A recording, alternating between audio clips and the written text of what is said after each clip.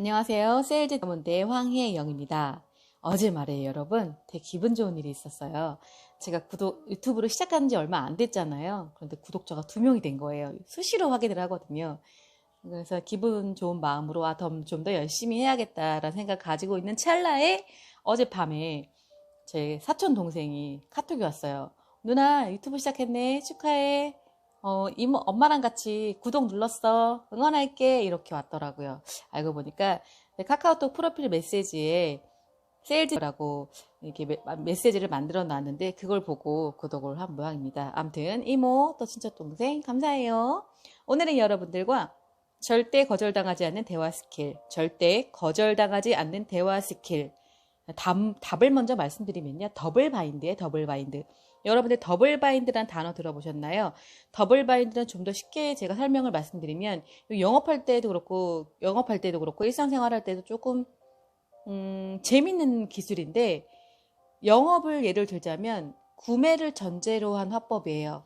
사시겠습니까? 마시겠습니까? 아니라 이걸로 하시겠습니까? 저걸로 하시겠습니까? 이렇게 되거든요. 왜 이게 재밌는 화법인지 함께 시작해 보도록 하겠습니다. 더블 바인드란 한마디로 상대가 노라고 말하지 못하게 하는 기술이다. 자, 이해가 안 가시는 분은 좀 메모를 하셔도 괜찮겠습니다. 더블 바인드란 한마디로 상대가 노라고 말하지 못하게 하는 기술이다. 거절을 못하게 하는 기술이래요. 당신이 어떤 부탁을 받았다고 가정하자 맨 먼저 어떤 생각이 머릿속에 퍼뜩 떠오르는가? 당연히 yes 혹은 no 둘 중 하나가 아닐까? 마음이 예스라고 대답하면 상대의 이야기를 좀 더 들어줄 테고 노라면 어떻게 거절할까? 궁리 시작한다. 그쵸? 어떤 부탁을 받았어요. 그런데 들었을 때 머릿속에 그래 들어줘야지 아니면 안 될 것 같아 떠오르잖아요. 그렇죠? 그때 예스라고 대답하면 상대의 이야기를 좀 더 들어줄 테고 노라면 어떻게 거절할까 궁리를 하죠. 그러니까 거절해도 좀 상대가 기분 나쁘지 않게 거절을 하는 것도 좀 매너잖아요. 그렇죠? 예를 들면요. 사람들은 판촉 전화가 걸려오면 어떤 상품을 팔려고 그러는 걸까? 하는 궁금증은 눈꼽만큼도 없고요. 어때요? 그 다음에 10중 8구 무조건 됐다고 전화를 끊으려고 그래요. 어떤 제품인지 알기도 전에 관심도 없어요. 관심도 없고 10중 8구 열이면 열 무조건 됐다고 전화를 끊으려고 한다. 당신도 어떤 전화인지 상황 파악을 한 순간부터 어떻게 전화를 끊을까 이리저리 머리를 굴리지 않았던가. 마찬가지로 일단 상대방이 머릿속에 노라는 깃발이 올라간 이상 아무리 식은땀을 뻘뻘 흘리며 구슬려 봐도 마음을 돌려세우기란 불가능하다. 마음에 두고 있는 상대에게 데이트 신청을 한다고 가정해 보자. 여러분들 마음에 드는 이성이 있어요. 네, 데이트 신청을 할 거예요. 여러분들 어떻게 하세요? 데이트 신청? 나랑 사귈래? 나랑 뽀뽀할래? 이러나요? 예, 이게 아니라 들어보세요. 오늘 좀 시간 있어요? 바쁜데요? 간단하게 차라도 한 잔. 정말 시간이 없다니까요. 그럼 언제쯤 시간이 되실까요? 글쎄요, 잘 모르겠는데요. 야, 이게 데이트 신청하자마자 차였네. 이거 어떡합니까? 이렇게 했다가는 10중 8구 거절당하는 것은 물론 되려 상대방의 머릿속에 no, no, no, no, no, no, no, no, no, no, no, no, no 하는 글자가 깃발을 빽빽하게 심어주는 꼴이 되고 만다. 예, 그래서 이렇게 하면 안 된다는 얘기죠. 그렇다면 애당초 노라는 대답을 원천 봉쇄할 수 있는 방법은 없을까? 그렇다면 애당초 노라는 대답을 원천 봉쇄할 수 있는 방법은 없을까? 그렇죠. 노라는 대답을 여러분 어떻게 막을 수가 있을까요? 제발 너 거절 좀 하지 마봐. 제발. 방법은 아주 간단하다. 바로 더블 바인드 기법이 이것을 가능하게 한다. 상대가 노라는 대답을 할 수 없도록 질문을 하면 된다. 여러분 신기하죠? 상대가 노라는 대답을 할 수 없도록 질문하면 된대요. 바로 더블 바인드 기법이 이것을 가능하게 한다. 다시 한번 데이트 현장으로 우리가 왔습니다. 예. 데이트를 신청해 볼게요. 같이 식사할까요? 아니면 술 한잔 하실래요? 저 시간이 별로 없어서. 그럼 간단하게 차라도 하죠. 네, 뭐 차 한 잔 정도는 이렇게 흘러가는 거죠. 차도 싫다고 하면 어쩔 수 없는데 방법을 조금 바꿔보면 이게 좀 확률이 좀 높다는 거죠. 같이 식사할까요? 아니면 술 한잔 하실래요? 저 시간이 별로 없어서. 그럼 간단하게 차라도 한잔 하죠. 네, 뭐 차 한 잔 정도는. 근데 저는 마음에 안 들면 차도 안 마실 것 같아요. 네, 싫은 건 일도 못하는 성격이라 네, 마음에 들지 않으면 절대 맹물 한 잔도 마시지 않습니다. 네. 오늘 좀 시간 있어요? 하고 물어보면 없어요 하고 거절할 여지가 생긴다. 하지만 친숙하게 같이 식사할까요? 아님 술 한잔 하실래요? 하고 묻는데 다짜고짜 싫어요 하고 대답하는 건 어쩐지 뜬금없이 보인다. 게다가 노라고 대답하는 것은 문법적으로도 어색하다. 예, 예, 선택을 하게끔 했는데 아니요라고 대답하는 것은 문법적으로 어색하죠. 상식적으로 생각해도 여러분 두 가지 제안 중에 어느 것이 좋았냐고 물어봤는데 아니요라고 대답할 수 없기 때문이죠. 삼겹살이 좋으세요? 돼지갈비가 좋으세요? 돼지갈비요. 소주가 좋으세요? 소맥이 좋으세요? 소맥이요. 예. 물냉면이 좋으세요? 비빔냉면이 좋으세요?